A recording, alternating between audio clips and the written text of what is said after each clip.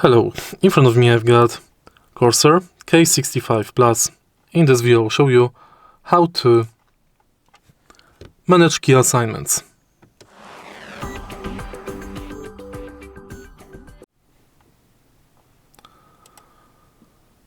To manage key assignments on your keyboard, let's go to Corsair iCUE app and key assignments.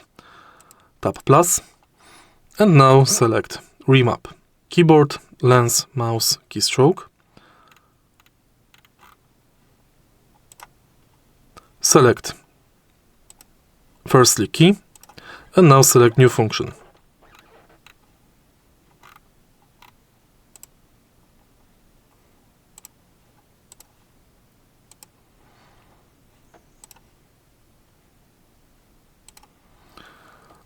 And it's done.